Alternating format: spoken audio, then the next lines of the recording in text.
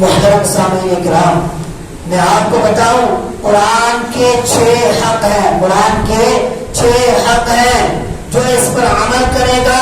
دنیا میں بھی کامیاب ہوگا اور آخرت میں بھی کامیاب ہوگا، اور جو اس پر عمل نہیں کرے گا مرے گا اپنی موت، نہ وہ دنیا میں کامیاب ہے نہ وہ آخرت میں کامیاب ہے۔ اس لیے کہ اگرچہ ہمارے مائنڈ میں یہ بات بیٹھ چکی ہے کہ دنیا میں جس کے پاس پیسے ہیں، مال و دولت ہے، دنیا کا وہی شہنشاہ ہے، وہی سکسیسفل لائف زندگی گزار رہا ہے، دنیا میں وہی کامیاب، آخرت میں وہی کامیاب ہے۔ نہیں نہیں، قرآن نے کامیاب شخص کس کو کہا ہے؟ ان اکرمکم عند اللہ اتقاکم، جو شخص اللہ کے نزدیک معزز ہے وہی دنیا میں بھی کامیاب ہے، وہی آخرت میں بھی کامیاب ہے۔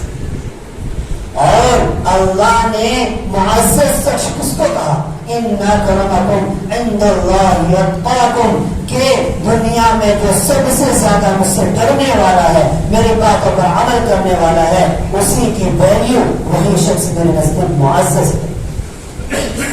تو اگرچہ ہم معززین ان لوگوں کو سمجھ رہے ہیں جن کے پاس مال و دولت ہے، جن کے پاس گھر اور بنگلے ہیں، نہیں نہیں، قرآن اس کے خلاف کہہ رہا ہے۔ قرآن کہہ رہا ہے کہ دنیا میں سکسیسفل لائف وہ گزار رہا ہے جو اللہ کے احکام پر چل رہا ہے، اگرچہ دنیا میں اس کے پاس کچھ بھی نہ ہو، وسائل کچھ بھی نہ ہو، لیکن اللہ کی نظر میں اس کا بڑا مقام مرتبہ ہے۔